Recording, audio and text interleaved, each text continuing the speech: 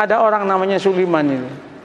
Sulaiman ini orangnya tidak ganteng. Tidak ganteng itu kalau mau dijelaskan itu jelek, ya jelek ya. Sulaiman ini jatuh cinta kepada seorang wanita namanya Fatimah. Fatimah ini anaknya janda. Ibunya namanya Zubaidah. Zubaidah ini 4 tahun menjanda. Si Sulaiman ini seneng banget udah, nggak bisa pindah ke lain hati. Dia matur sama Kiai, Kiai, mungkinkah Allah menjodohkan saya dengan Fatimah? Kenapa?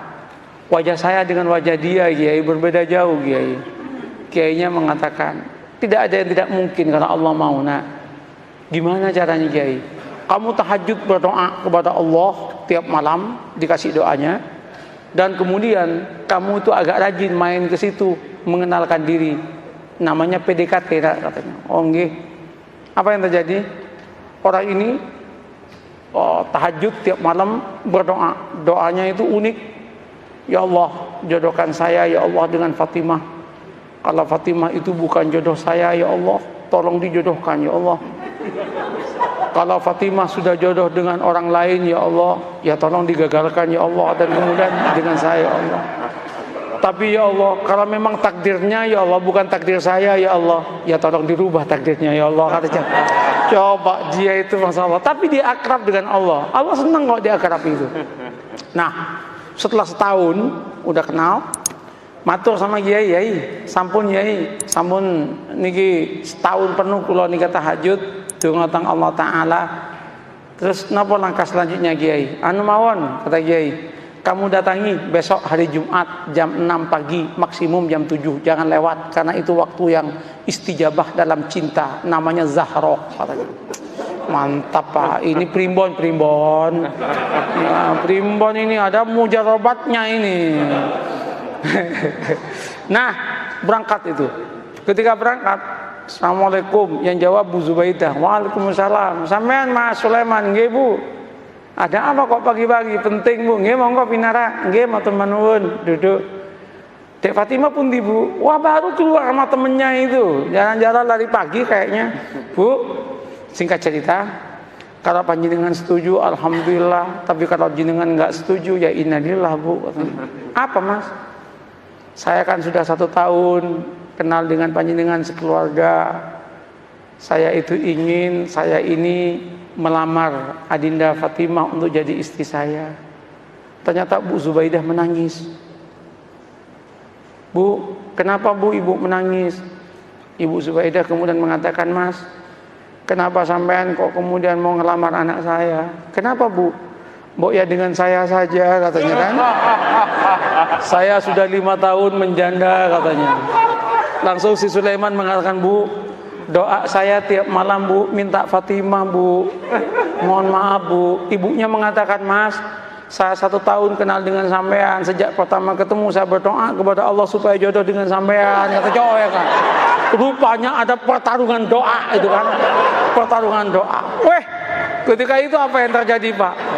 Gimana Mas? Sulaiman repot, mau jawab repot. Sulaiman kemudian mengatakan, Bu, kula tak rembukan rumiyin nggih, kapan-kapan saya jawab. Nggih, pulang Sulaiman. Sepanjang perjalanan pulang, Sulaiman geleng kepala, ya Allah, mosok malaikatmu salah laporan ya Allah. Yang aku minta Fatimah kok malah yang nyaut Zubaidah ya Allah.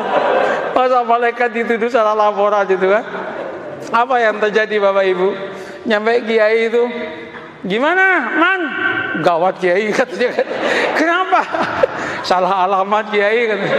Diceritakan yang tadi itu, Kiai mengatakan, wis taman, jangan gitu, santai aja hidup ini. Ya musibah Kiai katanya kan. Nggak, sampean jangan gampang memutuskan apapun tanpa istikharah. Istikharahlah dulu lah. Istikharah dia 12 malam kemudian dia datang ke kiainya. Kiai, sudah 2 minggu saya istikharah. Gimana Mas? Ya sudah tak pertimbang-timbangkan Kiai. Ya ketimbang nggak dapat sama sekali, nggak apa-apalah dengan Zubaidah katanya. Tunangan dia dengan Zubaidah. Ketika tunangan sama Zubaidah itu heboh itu. Ketika heboh, 2 bulan menjelang pernikahan dengan Zubaidah, undangan udah nyebar.